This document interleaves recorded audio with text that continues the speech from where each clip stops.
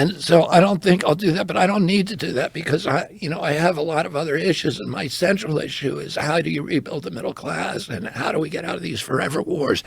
How do you get out of the Ukraine war?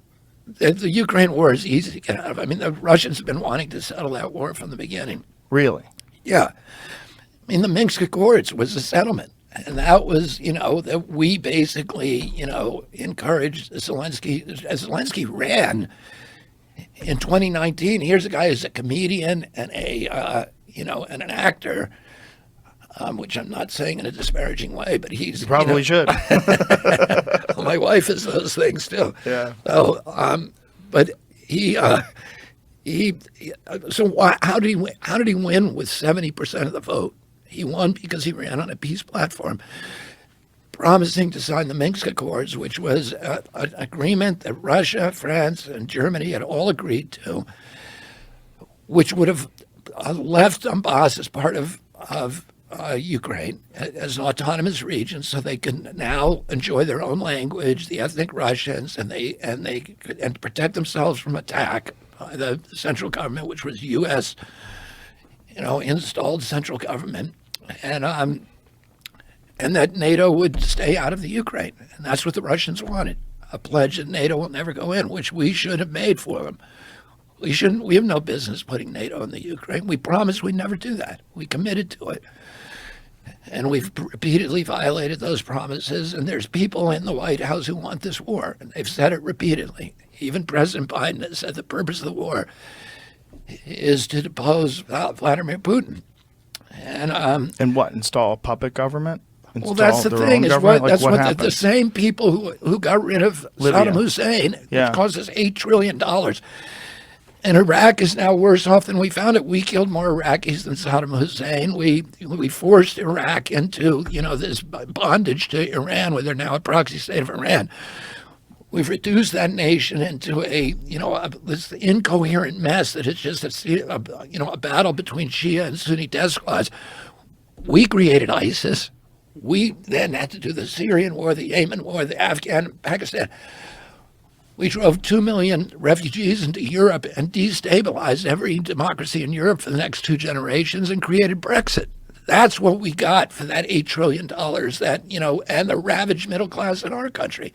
The same people who we thought, the neocons who ran that operation, lied to us about weapons of mass destruction, tricked us into that war, and who we thought were now out of government forever, pariahs, in disgrace. They're now all back in the Biden administration with a new project. And, Lloyd Austin, who's Biden's defense secretary, said the purpose of the war for us is to exhaust Russia and degrade its capacity to fight any place in the world. Well, that's not good for the Ukraine, because the way we're exhausting Russia is by butchering 350,000 Ukrainian kids. I mean, we have turned that nation into an abattoir of death for the flower of Ukrainian youth.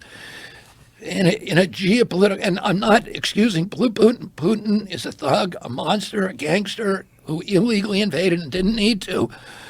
We need to take responsibility for the provocations which we have, which these neocons have been provoking for over a decade. And by the way, the reason we're in that war is because Americans are good people.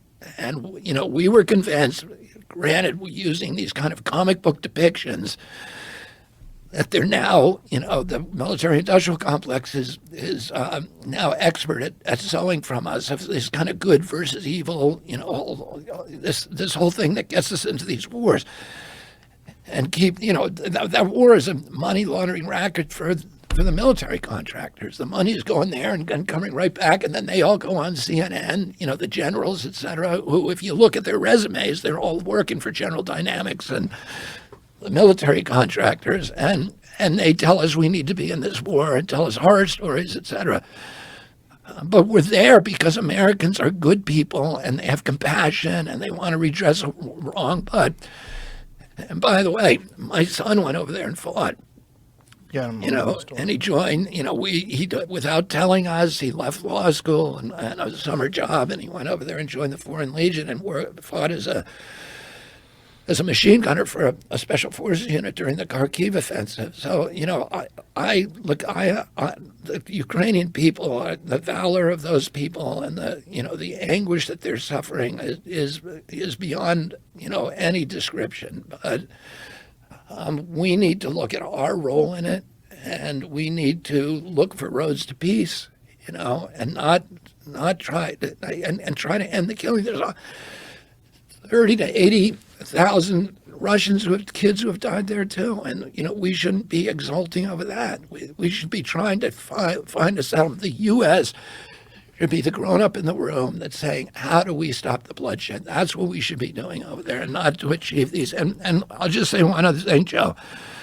That war's cost us $113 billion. That's the commitment so far. CDC's entire budget is $12 billion a year. FDA or EPA's entire budget is about $12 billion. We have 57% of our people in this country cannot put their hands on $1,000 if they need to, if there's an emergency. 25% of Americans are hungry now, are not getting enough food.